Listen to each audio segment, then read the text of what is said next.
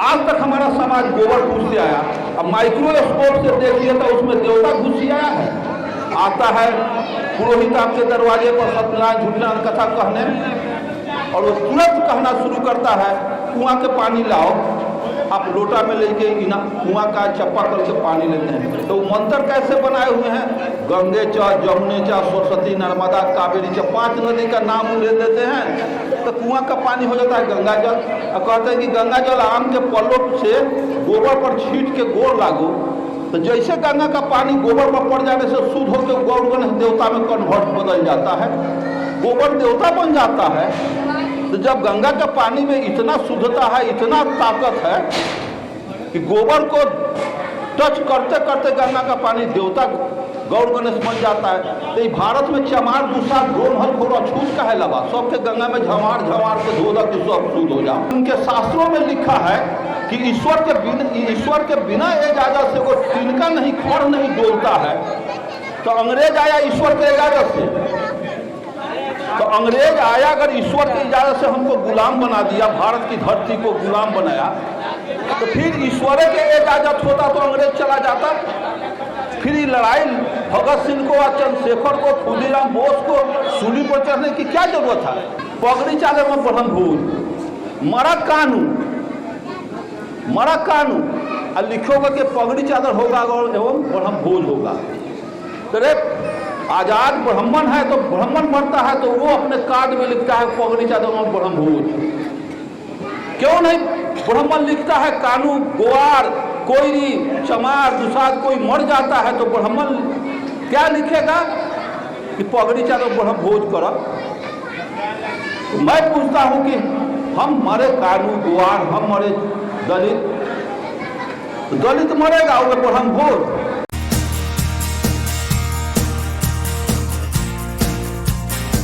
और आपके बीच में आया हूं थोड़ा धैर्य बनाकर, माइन्यूटली ब्रेन को थोड़ा तेज करके, आप सुने नहीं तो गप सप करना है तो करीब करीब यहाँ से अलग हट जाए और गप सप करें। मैं यहाँ बड़ी प्रसन्न हूँ कि यहाँ महिलाओं बच्चियों की उपस्थिति करीब करीब पुरुषों के बराबर है। और बच्ची पढ़ती हो तुम सब? किस क्लास में पढ़ती हो? बीए में। कैठो इसमें बच्ची बीए में पढ़ती है? हाथ उठाओ तो। अच्छा, इंटर में कै गो बच्ची पढ़ती है? मैट्रिक में कै गो बच्ची पढ़ती है? तो बोलो बोलो। कहने का मतलब है तो बहुत पुरुषों में भी तो वही स्थिति, जिस घर के पुरुष लोग अनपढ़ होंगे उस परिवार के बच्चे लोग किस पैटर्न पर चलेंगे, किस राह पर चलेंगे, ये कहा नहीं जा सकता, कष्ट होगा। मैं पूछता हूँ कि अब इंटर ग्रेजुएशन जो बच्ची जो जा रही है ग्रेजुएशन करने, वो तो कुछ पदार्थ के रहस्य को, कुछ नियम को समझ पाएगा। और जो यहाँ जो व्यवस्था इस धरती पर, भारत की भूमि पर जो व्यवस्थाएं हैं, वो आप शूद्रों दलितों का, बैकवर्डों की व्यवस्था नहीं है। आप दूसरे के व्यवस्था के, दूसरे के जाल में फंस करके आप अभी तक जो कुछ करते आए हैं, दूसरे के जाल में फंसा हुआ ये समाज है। इस समाज के पास अपना कोई विवेक होता नहीं है। अगर विवेक अगर समाज के पास हो तो तर्क करना चाहिए, बहस करना चाहिए, अपने मस्तिष्क को, विवेक को इस्तेमाल करना चाहिए कि जो मैं कर रहा हूँ गलत कर रहा हूँ कि सही कर रहा हूँ, इसका हमें कोई अता पता नहीं, कोई ज्ञान नहीं है कि हम गलत कर रहे हैं कि सही कर रहे हैं। इसका कोई मूल्यांकन, कोई तराजू नहीं है। जिसको जो मन में आया, यहाँ जो परंपरा चल रहा है, बाप किया दादा किया वही मैं कर रहा हूँ। अरे बाप दादा तो गलत करके आए तो वही गलत पीढ़ी दर पीढ़ी चलाते रहोगे। इस व्यवस्था को कभी नहीं मानना चाहिए। हमारे बाप गलत कर गए, चोरी कर गए, हम भी चोरी करें। इस पर डनेल खींच दीजिए कि अब मैं जो भी बाप दादा करते आए उसको एक तरफ करो। अब विज्ञान के, ज्ञान के सहारे हम जिंदा रहना पसंद करते हैं, तब हमारा कल्याण संभव है। अब बुद्ध हमारा कल्याण करने नहीं आए हैं, उनका कल्याण करने के लिए जो पुस्तकें हैं उसको पढ़ो और मानसिक तौर से समझो कि क्या कहे हैं, गलत कहे कि सही कहे, वो आचरण करो। डॉक्टर अम्बेडकर वो कहे थे कि मेरे ऊपर फूल माला चढ़ाने से तुम्हारा कल्याण नहीं होगा, मेरा स्टैचू बना करके उसको रोज अगरबत्ती या धूप जला करके मेरे पूजा करने से तुम्हारा कल्याण नहीं होगा। कल्याण कैसे होगा? तो मेरे बताए हुए रास्ते पर चलने से ही तुम्हारा कल्याण होगा, और नहीं तो वो मूर्ति बना दो और अगरबत्ती दिखा दो, आप फूल चढ़ा दो उनके स्टैचू मूर्ति पर, हो गया तुम्हारा काम। और फिर जाओ गोबर पूजते रहो, पैर धो के पीते रहो, और ये मंदिरों में जा करके देवी दुर्गा मान करके बैठे हो। इस दिमाग से इस मानसिकता को निकाल करके कूड़ा के साथ फेंक डालो, इसकी कोई जरूरत नहीं है। आज़ादी के समय डॉक्टर अम्बेडकर के जन्म के पहले जिन मंदिरों में तुम्हें जाने से विरोध किया गया, शिक्षा प्राप्त करने के लिए तुम्हें रोका गया, खराउन खरपा पहनने पर रोका गया, तुम्हें ऊंच आसन पर बैठने के लिए रोका गया हो, तो अंग्रेज का खैरियत हुआ कि अंग्रेज आकर के और वो आज़ादी के टाइम में मैनिफेस्टो बनाने के देश कैसे चलेगी, एक संविधान का वो एथी किया, प्रस्ताव रखा, जिस पर संविधान में संविधान का शाब्दिक अर्थ होता है सम मतलब बराबर, विधान मतलब नियम, बराबरी का नियम जिस पुस्तक में है, जिसके द्वारा सरकार चल रही है, समाज चल रही है, वही डॉक्टर अम्बेडकर जैसे विद्वानों के द्वारा वो रची गई कि इसी पैटर्न पर ये देश की नागरिक और देश की सरकार चलेगी। और उस पैटर्न को डैमेज करने के लिए आज इस देश की सरकार, इस देश की व्यवस्था लगी है। जब समानता भाईचारा वाला बात खत्म हो जाएगी तो फिर विषमता वाली बात आएगी, ऊंच नीच भेदभाव छुआछूत ये व्यवस्था आ जाएगी। तो जो देश में भीख लेने वाला हो है वो ऊंच, अब भीख देने वाला वही कोयरी कुर्मी कानू तेरी नीच, इसी व्यवस्था के आप गुलाम हैं। समझ रहे बच्ची, अभी तक जौन व्यवस्था, जौन व्यक्ति, जौन समाज के पुरोहित हमसे भीख भी ले रहा है और कह रहा है कि रे कानून बारन, गोआर नु बारन, कोयरी नु बारन। अरे भीख लेने वाला दुनिया में नीच होता है, भीख देने वाला ऊंच होता है, लेकिन यहाँ उल्टी नदी बहा दी गई है कि भीख लेने वाला ऊंच और भीख देने वाला नीच। इस व्यवस्था को नजरअंदाज कर दो, छोड़ दो, वैसे व्यवस्था पर थूक फेंक दो। मुझे ऐसी व्यवस्था नहीं चाहिए जिस व्यवस्था में समानता की बात हो, उठने में, बैठने में, खाने में, पीने में, जिसमें समता हो, भाईचारा हो, वही विचार दुनिया में सफल होता है। बुद्ध ने कहा कि सत्य, झूठ के मार्ग पर चल करके सफल, झूठ के मार्ग पर चल के सफल होने से सत्य के मार्ग पर चल के असफल हो जाना ही कहीं बेहतर है। अगर झूठ पर हम चल रहे हैं और हम सफलता हासिल कर रहे हैं और सत्य के मार्ग पर हम हार जा रहे हैं, तो हार जाना बेटर है, क्योंकि झूठ सत्य का वकालत मैं किया था, सत्य पर चला था। वही व्यवस्था में आज सरकार चल रही है, सेंटिमेंट पैदा कर रही है सरकार, और करे सब संविधान का हम रक्षा करने आए हैं, इसको छोड़ना होगा। देश में विषमता का पूरा पाठशाला चला हुआ, पूरा देश में मीडिया से लेकर के सारे व्यवस्थाएं उन्हीं के हाथ में पड़ गया है, जो हमारे लोग जातीय आधार, जातीय सेंटिमेंट में ऊब करके हमारे लोग उनको एक्सेप्ट कर लिया कि हाँ हमारे जात के बारे में करा के प्राइम मिनिस्टर बना दिया, और टोटल बैकवर्डों, दलितों के विरुद्ध में, देश के संविधान के विरुद्ध में वो आज कार्य चल रहा है। मैं अब कहूँगा, ये जो व्यवस्था के तहत आप बौद्ध मंत्रणा के साथ जो कार्यक्रम हुआ है, अर्जक संघ में जानो तब मानो, आप जानिए उसके बाद मानिए। विज्ञान कहता है, बुद्ध ने भी कहा है कि एक एक वनस्पति, एक एक पौधा जो है एक एक पत्ता जो है वनस्पति का सब मानव को जीवन प्रदान करता है। पढ़े हैं ना, एक एक पत्ता आम, लीची का, कटहल का, केला का, चाहे कोई वनस्पति सब ऑक्सीजन देता है, समझ जाइए। तो वो एक एक हम लोगों का जीवन वृक्षों के पौधे से हम जीवित है, उससे संबंध हमारे जीवन का है। और यहाँ हमारे भंते जी पीपल का डाढ़े तोड़ करके यहाँ ले करके कितना हमारा नुकसान हुआ। जब हाइपर लाइट बना हुआ है, सूरज उगा हुआ है, इसमें दीप जलाने की क्या जरूरत है, 5-7 रुपया, इसमें भी नुकसान हुआ। ये सब पाखंड है, इसको समझने की जरूरत है। भाई समझो ना समझो, लो अछूतों को छाती लगा, हिंदुओं पर ना ये गैरों के भर जाएंगे, बात मानो न मानो, खुशी आपकी, हम मुसाफिर हैं, अपने घर जाएंगे। मैं जो ज्ञान दे रहा हूं उसमें तर्क करना। दुनिया में असल देवता क्या है? देवता कुछ होता नहीं है। इस धरती का असल देवता मुद्रा है, पैसा है। जिस पैसे को प्राप्त करने के लिए आपका बेटा सीआरपी में बहाल होकर के, मिलिट्री में बहाल होकर के जान गंवाने के लिए बॉर्डर पर गया है।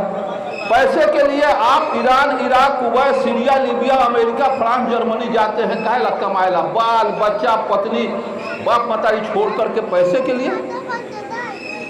अगर पैसे के लिए आपका हमारा लड़का एक के 56 रिवाल्वर लेकर डकैती करता है, कौन चीज ला?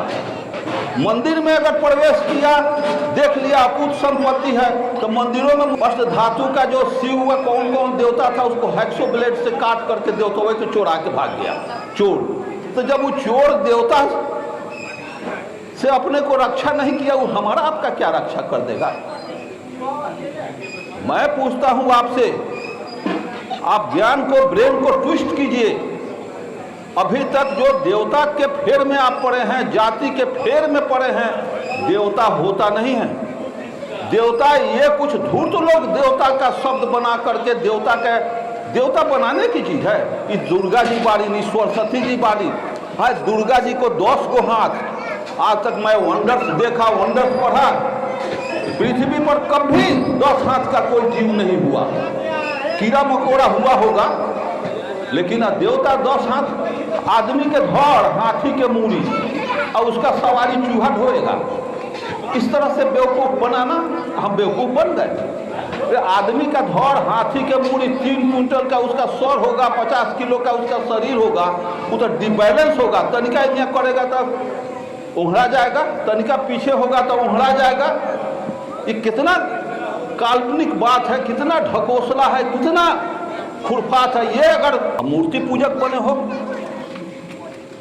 इस देश में मूर्ति पूजने से अगर हमारा कल्याण होता, देवी देवता की वजह से हमारा कल्याण होता, इनके धर्म शास्त्र जिसको कहते हैं वो तिक्रम शास्त्र हो सकता है। धर्म शास्त्र नहीं, धर्म शास्त्र उसे कहते हैं जिसमें सभी लोगों को समान सुख सुविधा का मुहैया करावे, सुख सुविधा, संपत्ति, ज्ञान का प्रादुर्भाव करावे, उसको हम धर्म कहते हैं। और जिस व्यवस्था को हमारे पूर्वज मान के आए, उसमें कहीं कोई धर्म का बात नहीं, न भाईचारा है, न समानता है, न खुशहाली है, एक दूसरे से घिरना, एक दूसरे से टीस, एक दूसरे से पीड़ा। अगर मूर्ति पूजा में आप सभी महिलाओं को कॉन्फिडेंस है, तो मैं 25 को मिट्टी का चूहा बना देता हूँ और चूहे के कलर में पेंट करके किसी चूहे के बिल पर रख दूँ। 25 को मिट्टी का खरगोश बना के, खरगोश के रंग में पेंट करके मैं किसी जंगल में, झाड़ी में छुपा दूँ। इधर से कुत्ता को इंडिकेट करो, कुत्ता मिट्टी के खड़हा को कैच करो, तो माटी के खड़हा को कुत्ता पकड़ेगा। मिट्टी के चूहा को, मिट्टी के खड़हा को कुत्ता नहीं पकड़ेगा, मिट्टी के चूहा को बिल्ली नहीं पकड़ेगी, क्योंकि देखता है कि मैं इस पर छलांग भी लगाऊं तो व्यर्थ में चला जाएगा। तो जब मिट्टी के चूहा को बिल्ली कैच नहीं कर रही है, मिट्टी के खड़हा को कुत्ता कैच नहीं कर रहा है, लेकिन हम मानव अपने हाथ से शिव शंकर बना के, दुर्गा बना के, हनुमान बना के, पेट कोचारा करके, लंगोटा साया साड़ी ब्लाउज पहना के हम कर जोड़ के गिड़गिड़ाते हैं कि हे हनुमान जी हम पर कृपा करो, हे दुर्गा जी हम पर कृपा करो। तो दुर्गा के पास लैंड प्रॉपर्टी है, कि सीतामढ़ी में 2-4 कट्ठा जमीन रजिस्ट्री कर देगा। तो दुर्गा हनुमान के पास बैंक बैलेंस है कि खाता ना खाता 10-20 हज़ार रुपया दे देगा। इसका मतलब है कि असल नकल के पहचान करने में हम मानव से कुत्तक बिलाई कहीं ज्ञानी है। समझ रही है सब बच्चे?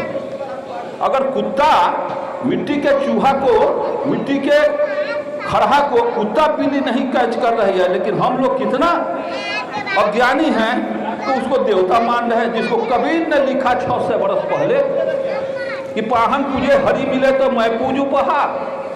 अरे जाता उससे बना करके पीसो जिससे मानव का कल्याण हो। सिलौट लोढ़िया पर मसाला पीसो जिससे तुम्हारी सब्जी और काम बने। अगर पत्थर पूजने से हमको अगर कुछ मिल जाता है तो उससे जल्दी मिलने का काम है हिमालय पहाड़ माउंट एवरेस्ट पर चढ़ के पूज दो, इतने तरीका में घर धन से भर जाएगा।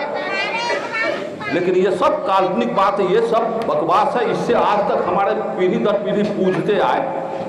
अरे किसको क्या मिल गया? वैद्यनाथ धाम करोड़ों आदमी जाते हैं, पूछो करोड़ों आदमी। आज तुम धान का फसल लगाओगे तो 3 महीना 4 महीना का रिटर्न आ जाएगा। रिटर्न आएगा, धान का फसल चावल बना के हम खाएंगे। टमाटर बैगन का खेती करते हो, तुरंत 2 महीना 1 महीना में रिटर्न आ जाएगा। आज कुछ करो और रिजल्ट अगर कल परसों अगर आ जाता है तो उस काम को जरूर करो। और जो पीढ़ी दर पीढ़ी से करते आ रहे हो उसका कोई रिजल्ट अभी तक नहीं आउट हुआ है, उसको क्यों कर रहे हो तुम? इसको बंद करो करना। जब हम अंग्रेज के गुलाम, जिनके शास्त्रों में लिखा है कि ईश्वर के बिना इजाजत से वो तिनका नहीं खड़ नहीं डोलता है, तो अंग्रेज आया ईश्वर के इजाजत से। तो अंग्रेज आया अगर ईश्वर की इजाजत से हमको गुलाम बना दिया, भारत की धरती को गुलाम बनाया, तो फिर ईश्वर के इजाजत होता तो अंग्रेज चला जाता। फिर ये लड़ाई भगत सिंह को और चंद्रशेखर को, खुदीराम बोस को सूली पर चढ़ने की क्या जरूरत है? ईश्वर के जजमेंट में इंसान तो कुछ नहीं कर सकता है। वो ईश्वर फिर उसको सुधारेगा चाहे बनावेगा या बिगाड़ेगा। तो ईश्वर के इजाजत से तिनका नहीं डोलता। तो अंग्रेज आया ईश्वर के कहने पर, तो फिर ईश्वर कहता कि अंग्रेज यहाँ से चले जाओ। फिर जालियांवाला बाग हटाने के लिए हमें क्या करना था? हमको नहीं कुछ करना था कि भगत सिंह को काला पानी, हमारे बहुत से पूर्वज लोग अंग्रेज भगाने में अपना जान दिया ना, सूली पर चढ़ाना, समय बर्बाद किया, जेल के सलाखों में बंद हुआ। उस समय ईश्वर क्या देख रहा था? लड़ाई झगड़ा। ये सब काल्पनिक बात है, इससे दूर हटो। ईश्वर अगर है तो मैं पूछता हूँ, ईश्वर मुझको पैदा, लोग कहते हैं ना कि भगवान, हे भगवान हमारा पोता भेद है, तो भगवान ने पैदा किए हैं, हमको भगवान ने पैदा किया है। अरे माँ को भी ये पता नहीं है कि हमारे पेट में जो बच्चे पल रहे हैं वो लड़का है कि लड़की है। भले आज विज्ञान का ऐसी होगा कि उसका अल्ट्रासाउंड करा के कुछ विज्ञान हुआ है तब हम जान रहे हैं, लेकिन माँ के पेट में बेटा पल रहा है कि अगर नहीं अल्ट्रासाउंड विज्ञान का सहारा लिया जाए तो माँ को कोई पता है कि बेटा का हमारे निर्माण हमारे पेट के अंदर हो रहा है कि बेटी का निर्माण हो रहा है, हमारे पेट के अंदर आंख का निर्माण हो रहा है बच्चे का, कि कान का निर्माण हो रहा है, किसी को पता नहीं। वो नेचर है, वो स्वभाव है, वो क्रिया है। हमारे लोग बहुत लोग कहते थे कि इंद्र भगवान वर्षा बरसाते हैं, इंद्र भगवान की कृपा से वर्षा होती है। मैं आपसे कहूँ कि इंद्र भगवान के कृपा से वर्षा हो, तूफान आंधी सब भगवान के कृपा से। तो ये जानना चाहिए, जाड़ा के महीना या गर्मी के महीना जब हिंद महासागर या प्रशांत महासागर या कोई महासागर में ये क्रिया होता है, जब वहाँ वाष्पीयकरण होता है तो बादल कुछ मीटर पर जाकर के, कुछ किलोमीटर पर जाकर हाफ बादल बन जाता है। और वो बना हुआ बादल जब दौड़ेगा आकाश, नीला आकाश के अंदर, तो जहाँ ऑक्सीजन से उसको संपर्क होगा वहाँ वर्षा होना स्वाभाविक। वो ईश्वर इंद्र भगवान का कृपा नहीं, इस सूरज का कृपा है, पदार्थ का कृपा है। ये क्रिया नेचर है, क्रिया हर पदार्थ में निरंतर होता रहता है। इस क्रिया को करने के लिए और रोकने के लिए कोई ईश्वर होता नहीं। ईश्वर को हम पैदा किए हैं, हम मानव ईश्वर बनाए हैं, हम मानव जात बनाए हैं, हम मानव भूत प्रेत बनाए हैं, हम मानव सारा पाखंड बनाए हैं।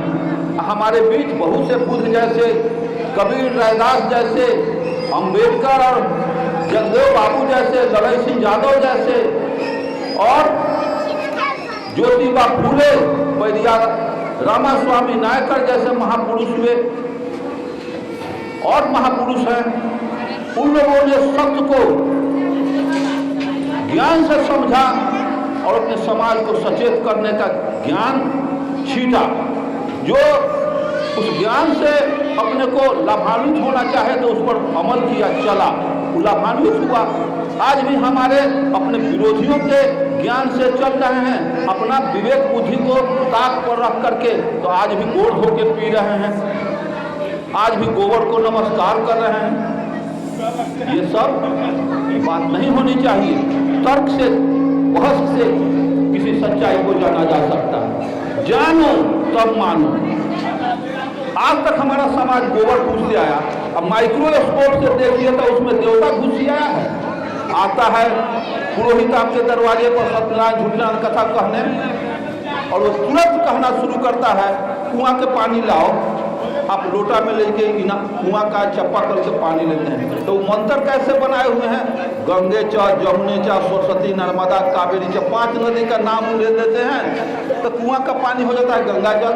और कहते हैं कि गंगा जल आम के पल्लों से गोबर पर छीट के गोड़ लागो, तो जैसे गंगा का पानी गोबर पर पड़ जाने से शुद्ध होकर गौर गणेश देवता में कन्वर्ट बदल जाता है, गोबर देवता बन जाता है।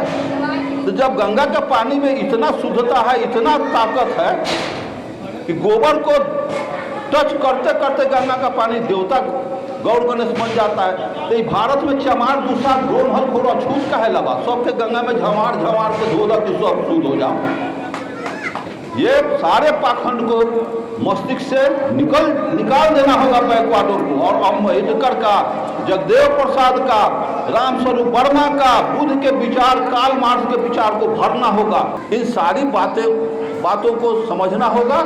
और ये समाज में पहले मेरे यहाँ तो कार्ड का जो परफॉर्मा है, कार्ड का जो बना हुआ है ये दूसरे ढंग का है। लेकिन मेरे यहाँ कोई मर गया तो उस कार्ड में लिखा जाता है कि अपार दुख के साथ सूचित कर रहा हूं कि मेरे पिता का स्वर्गवास हो गया, तथा उनके मौत कार्यक्रम में तथा उनके आत्मा की शांति हेतु आप सादर आमंत्रित हैं। मोक्ष कार्यक्रम में हजामत, पगड़ी चाले में ब्रह्मभूत, इसी तरह से हमारे यहाँ कार्ड लिखा था। मैं पूछता हूँ आप लोग ब्रेन को थोड़ा तेज कीजिए, जब विज्ञान के आधार से मैं बात कर रहा हूँ। बड़ी अपार दुख के साथ सूचित कर रहा हूं कि मेरे पिता का स्वर्गवास हो गया। अरे मेरे ससुर मर गए तो इसी तरह से साला ग्रेजुएट है, सर बेटा शिक्षक है। तो वो आया कार्ड लेकर के, तो मैं कहा कि रे कार्ड कौन लिखा है? तो पिताजी। तो आपके पिताजी ग्रेजुएट हैं या कार्ड इसी तरह से लिख करके मेरे यहाँ भेजें, तो क्या गलती है? तो लिखते हो कि अपार दुख के साथ सूचित कर रहा हूँ कि मेरे पिता का स्वर्गवास हो गया तथा उनके आत्मा की शांति हेतु आप सादर आमंत्रित हैं। मोक्ष कार्यक्रम में हजामत, पगड़ी चादर में ब्रह्मभूत, ये तो टोटल गलत है। तो कैसे होगा? तो तुम ये बताओ कि मेरे पिता का स्वर्गवास हो गया है, तुम पंडित जी को बिना तोषक तकिया गाय जूता दान कैले बाबूजी स्वर्ग में चल गेलन, आई तुमको पता है, तो दुख काहे के लिए लिखा? अपार खुशी की बात है कि मेरे पिता स्वर्ग में चले गए तथा उनके आत्मा की शांति है तो आप सादर आमंत्रित हैं। तो शरीर में आत्मा होती नहीं है, अरुण गुप्ता जाकर के शांति किसको देगा? इस शरीर में आत्मा नहीं होती है, जिसको आपको पढ़ाया गया है कि शरीर में आत्मा होती है, वही बोलता है, वही सोचता है। नहीं नहीं नहीं, अगर शरीर में पढ़े लिखे हो तुम लोग, 206 हड्डी है ना शरीर में, बसहा लेखन मूड यंगे ना कि लाख उठाव दक्षिणा मिल गेलो। ज्ञान से समझो, अगर जो हमारे समाज में 206 हड्डी शरीर में है, हर आदमी के पास है। शरीर में किडनी है, लंग्स है, बोन है, स्प्लीन है, हार्ट है, चमड़ा है, हड्डी है, खून है ना। वर्ल्ड में सभी के स्पेशलिस्ट हैं वर्ल्ड में, kidney specialist, bone specialist, heart, चमड़ा, ब्लड, सबके विशेषज्ञ हैं ना डॉक्टर।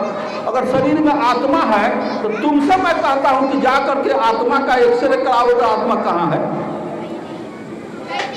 जिस तरह से शरीर के अंदर kidney, heart, lungs, bone, doctor जब नहीं बीमारी पकड़ता है तो कहता है कि इसका एक्सरे करा के लाओ। अगर शरीर में आत्मा है तो उसका भी तो वर्ल्ड में डॉक्टर होना चाहिए कि आत्मा स्पेशलिस्ट है। जबकि विज्ञान प्रमाणित कर दिया कि 1 इंच के लंबा रेखा खींचो, उस पर से एक दूसरे से अलग अलग करोगे तो एक लाइन में 1.25 करोड़ परमाणु बनता है। इतना सूक्ष्म पदार्थ, इतना सूक्ष्म परमाणु मानव इक्विपमेंट के द्वारा, लेंस के द्वारा समझ गया। अगर आत्मा होती तो वैज्ञानिक को पता नहीं है, तुम कैसे आत्मा का ढिढोरा पीटे जा रहे हो। समझ रही है ना बात। वैज्ञानिक को टेलीस्कोप से और फाइन से फाइन इक्विपमेंट से उसको नहीं निकल रहा है, उसको आत्मा नहीं दिखाई दे रहा है, शरीर का हर पार्ट दिखाई दे रहा है, आत्मा नहीं दिखाई दे रहा है। तो तुम बताओ, तुम ही बताओ, तुम आत्मा का वकालत करते हो तो तुम आत्मा बताओ, और नहीं बताओगे तो हम नहीं मानेंगे, हवा निकल जाएगा। स्वर्ग कहाँ स्वर्ग है? तो वह हरियरका में छेद करके बाबूजी चल गए। तो मैं पूछता हूँ कि वैज्ञानिक टेलीस्कोप रॉकेट से गया है मंगल ग्रह पर, चंद्रमा पर, जहीं तहीं टेलीस्कोप दूरबीन से आकाश गंगा निहारिका को देख रहा है, उसको कहीं स्वर्ग नरक का अता पता नहीं है। धरती पर बैठे बोले फलाना मर गए वहाँ चल, फिर आत्मा होती नहीं। फिर मोक्ष काल के जो हजामत, हजामत का अर्थ समझते हो, मुहावरा पढ़ती हो, लड़के लोग पढ़े लिखे हैं।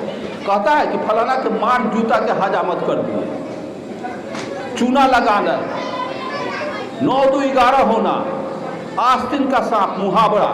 तो माँ छील के ऐसा भेष बना देता है उतरी सुतरी पहना के कि बुझाता ही अपना बाप का मर्डर किए हुए 302 का प्राचीन काट रहा है। अर्जक संघ के द्वारा कोई मेरे पिता बढ़ गए, नदी किनारा जला दिया, वो उतरी सुतरी इंडा पिंडा को कहीं। 3 महीना के बाद मैं शोक सभा किया और जो हुआ खाना खिला दिया, बात खत्म।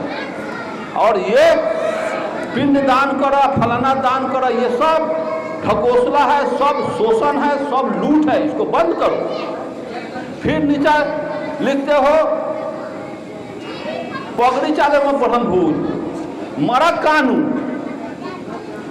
कानून और लिखोगे कि पगड़ी चादर होगा एवं ब्रह्म भोज होगा। तो रे आजाद ब्राह्मण है तो ब्राह्मण मरता है तो वो अपने कार्ड में लिखता है पगड़ी चादर और ब्रह्म भोज।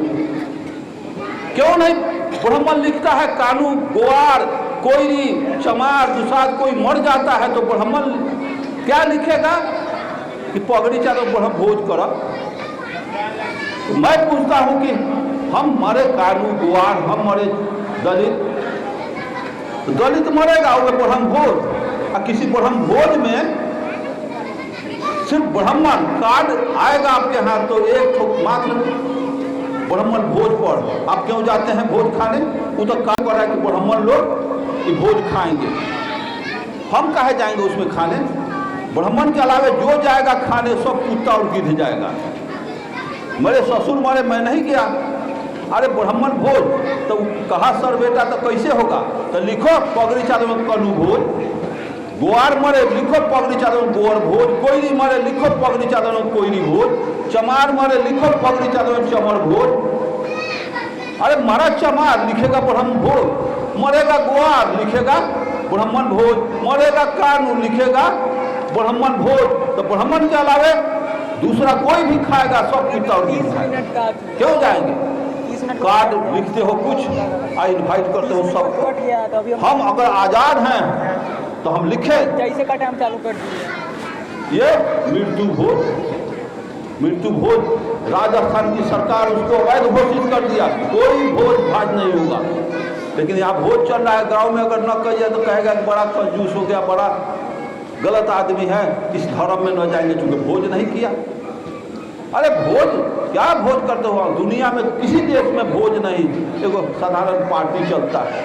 भोज में जितना जियान होता है 1/4 जियान हो जाता है भोज में, खाने में। दुनिया में ऐसा जियान करने का कोई सिलसिला नहीं है। तो ऐसी व्यवस्था हम करें जिसमें सभी मानव का, सभी इंसान का भला हो, जिसको बुद्ध चाहते थे, अम्बेडकर भारत का संविधान चाहता है। समानता आनी चाहिए देश में। अभी तक जो समानता नहीं है, कुरीति है, विषमता है। इसी के तहत हम जो कुछ भी सोचते हैं, जो कुछ भी करते हैं, वो सब पाखंड के आधार पर करते हैं। पाखंडी सोच हम लोगों का बन गया है। चूँकि पाखंडी कार्यक्रम करते हैं तो उसी तरह से पाखंडी सोच भी हमारा बन जाता है। अब यहाँ हम देख रहे हैं हमारे बौद्धिस्ट लोग यही चलाते हैं, ऐसे ही उन लोगों का कार्यक्रम होता है जो वैज्ञानिक दृष्टिकोण से इनसाइंटिफिक है। बुद्ध ने तो ज्ञान के आधार पर किसी विषय को जानो तब मानो का दर्शन दिया। हम पढ़ रहे हैं सुअर के तरह कि शिकारी आएगा, जाल बिछाएगा, दाना डालेगा, फंसना लोग से नहीं। हम फंसे हुए हैं और राग अलाप रहे हैं कुछ और। इस व्यवस्था को सोचने की ज़रूरत है, समझने की ज़रूरत है। हमारे हमारी माँ बहनें, भाई लोग इतना न 365 दिन धर्म के धंधा में फंसे हुए हैं। तो धर्म के धंधा से इस तरह का 365 दिन दुनिया में कहीं इस तरह का व्यवस्था नहीं। तो दुनिया का सारा देश रॉकेट के चाल में प्रगति में है। आप रात दिन धर्म के फेर में रह करके कंगाल बने हुए। इसको सोचने समझने की जरूरत है। मैं बच्ची लड़कों से मैं पूछता हूँ, आप स्कूल में हम लोग पढ़ रहे थे उस समय कोई सरस्वती की पूजा नहीं होती थी। मेरे यहाँ कोई दुर्गा की पूजा नहीं होती थी। तुम बच्चे लोग अभी हो, पूजा करने जाती हो स्कूल में। आज वही परंपरा चला हुआ है। हम लोग के समय इस सब परंपरा नहीं था। बच्चे लोग नारा लगाते हैं कि सरस्वती माता विद्यादाता। ये पहले बताओ कि सरस्वती का क्या क्वालिफिकेशन था? किसको विद्या? अगर सरस्वती माई विद्या दाता है तो मास्टर की बहाली बंद करो। सब स्कूल में एक एक सरस्वती की मूर्ति बैठा दो तो सबको पढ़ाइए देगा। पढ़ेगा मास्टर से, इंसान पढ़ाएगा, ज्ञान इंसान देगा। अब मूर्ति के दुहाई देते हो। ये सब छोड़ने की जरूरत है। इस पर कॉन्फिडेंस करने की चाहिए। जिस देश में गैलीलियो पैदा हुआ, न्यूटन पैदा हुआ, आइंस्टीन पैदा हुआ, वो देश में सरस्वती नाम की कोई चीज नहीं है। तुम्हारे देश में लक्ष्मी की पूजा होती है और अमेरिका से कर्जा लेते हो। वहाँ का लक्ष्मी कैसा है? कर्म लक्ष्मी है। कर्म जितना तुम कर्म करोगे उसका रिजल्ट वही हिसाब से आएगा। दुनिया में कर्म की प्रधानता है, इस देश में कर्म की प्रधानता नहीं है। पूजा करो, तुम्हारा वो जन्म सुधर जाएगा तो गरीब से अमीर पैदा लोगे, छोट से बड़ पैदा लोगे। ये प्रलोभन दिया गया है। ऐसी बातें नहीं होनी चाहिए। और हमारे लोग अक्सर इसी विषय को, अंधविश्वास को लेकर चलते हैं, पाखंड को लेकर चलते हैं, जिसमें एक पैसे का ज्ञान की कोई बात नहीं है। क्यों झटका हुआ है अंधविश्वास पाखंड में? आज से 2500 वर्ष पहले बुद्ध ने जिस विचार को भारत की धरती पर लाया, उस विचार से क्यों लोग दूर हैं? इस देश के जो अपने के ज्ञानी का दावा करते हैं, वो बुद्ध के विचार से क्यों घृणा करते हैं? इतना पवित्र विचार, जो अगर विचार बुद्ध का विचार अगर उतार दिया जाए तो उनको भी हमारे साथ, हमारी माँ बहनों के साथ खुरपी लेकर के खेत में खटना होगा। लेकिन ऐसा व्यवस्था, ऐसा विचार उन लोगों ने दिया कि हम शूद्रों को काम करना है और उनका सेवा करना है। ऐसी व्यवस्था को हमें इनकार देना चाहिए। ऐसी व्यवस्था को नहीं हमें ढोना चाहिए जिस व्यवस्था में हम स्वयं गुलाम बने हुए हैं। समतावादी सिद्धांत को हम लोग अनुकरण करना चाहिए, समवादी विचार को अनुकरण करना चाहिए। हमें मैक्सिमम शिक्षा के तरफ, तार्किक शिक्षा के तरफ हमें ध्यान करना चाहिए, जिससे हमारे समाज का कल्याण हो। हम अलूल जलूल का आज जितने भी सिलेबस है, सब सिलेबस में बच्चे ज्ञानी न बने, वो पाठ्यक्रम चल रहा है। हम लोग पढ़ते थे उस समय का सिलेबस में रहीम का, कबीर का, रैदास का, दुनिया भर का उसमें कविता आते थे, लेकिन आज सारे कविता हट गए। उस समय कार्ल मार्क्स का, डॉक्टर अंबेडकर का, बुद्ध का आता था, बेहतर बेहतर लेख आता था। आजकल वो सब खत्म हो गए। आज आ रहा है दूसरे दूसरे जो पूरा अज्ञानी बनाने वाला जो सिलेबस में विषय आ गए हैं, वही समाज को पढ़ाया जा रहा है। जब बच्चे वही पढ़ करके आएंगे तो वो हम लोग की बात सुनना पसंद नहीं करेंगे, और वो सुनेंगे कि मास्टर साहब ऐसे पढ़ौले बड़न और ये ऐसे बोल रहे हैं, तो वहीं वो बचवे झगड़ा हमसे करना शुरू कर देगा। इसलिए यहाँ की व्यवस्था इस तरह से ढालुआ नीति बना दी गई है कि जैसे आप अपने पत्नी से कहेंगे कि छठ एतवार ना करो, ये सब बेकार है। तो कहने का ये सारी व्यवस्थाएं हैं, हमारी माँ बहनें भी हैं, उससे आज तक आपको कोई, अगर आप देवी देवता में कॉन्फिडेंस करते हैं, उन्हीं के कृपा से आप जिंदा हैं, तो डॉक्टर के यहाँ क्यों जाते हैं?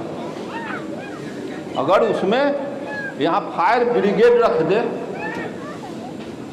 और इधर किसी के झोपड़ी में कोई एगो झोपड़ी बना दी, उसमें आग लगा दीजिए, 4 गो फायर ब्रिगेड रखिए, आग लगा दीजिए, और सब देवता को इधर लाइन में खड़ा करा के कहिए कि देवता को तुम सुमरन करो कि मैं आग लगा रहा हूँ, उसको जलने न दे। अब मैं फायर ब्रिगेड को कहता हूँ कि जैसे आग लगाएगा पानी बरसाना शुरू कर देना। क्या रिजल्ट आएगा? सब देवता पाटे भाग जाएंगे। मैं आपसे पूछता हूँ, प्रयोग है 1026 ईस्वी में, 712 ईस्वी में अरब के मोहम्मद बिन कासिम 6000 पलटन लेके सिंध के दाही राजा पर हमला बोल, दाही राजा के 60,000 पलटन हार गए। सभी देवी देवताओं को लूट के सोना चांदी की गजनी ले गया, दाहिर ले गया।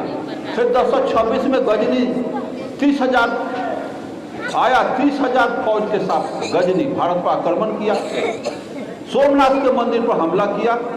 सभी सोने चांदी के वहाँ मंदिर में देवी देवता था। 3 लाख क्षत्रिय सेना हार गए। हिस्ट्री में हम लोग पढ़ेंगे, 3 लाख क्षत्रिय सेना हार गए। गजनी 6 घंटा तलवार चलाया तो सैकड़ों भक्त पुजारी को गजरा मुरली के तरफ काट दिया, और सभी देवी दुर्गा को खच्चर गधा पर लाद करके, हाथी पर लाद के गजनी ले गया। फिर पानीपत की, फिर 1026 में तराइन के युद्ध में बाबर के 12,000 फौज के सामने राणा संगा की 60,000 फौज हार गई। सब कबार के ले गया देवी दुर्गा को। तो एक तरफ कहते हो कि देवी दुर्गा में ताकत है, देवी दुर्गा जो चाहेंगे वही होगा, तो 712 में हार गए, 1026 में हार गए, 1193 में हार गए, 1526 में हार गए। सभी देवी देवता को गजनी, गोरी, बाबर, अकबर लूट करके ले गया। तो जब सोने चांदी के देवी दुर्गा गजनी गोरी का एगो बाल नहीं कर सका, धोहदा नहीं जला दिया, तो गिट्टी छड़ सीमेंट के हनुमान जी हमारा क्या बना बिगाड़ देगा? ये सब अंधविश्वास है, ये सब पाखंड है। इससे मुक्ति लेने के व्यापक समाज दुनिया में कहीं इस तरह का 56 करोड़ देवता, जिस समय भारत का बंटवारा हुआ तो 56 करोड़ देवता पूरे भारत में छिटाए हुए थे, और जब पाकिस्तान का बंटवारा हो गया तो पाकिस्तान में एको गो देवी देवता 56 करोड़ में न बा, सब कोई भाग के हमरे हिस्सा में चल आएगा। रहना ना चाहिए हनुमान जी को कि गदा से सब पाकिस्तान को मार देते हैं। दुर्गा जी को रहना चाहिए कि भाला से सबको भोंक देते। तो आज पाकिस्तान में एको को, जहाँ जहाँ हिंदू जाएंगे वहीं देवता वो लोग जाएगा। इस चीज को समझने की जरूरत है। और पाखंड मस्तिष्क में उजारे जगदेव बाबू कहे थे,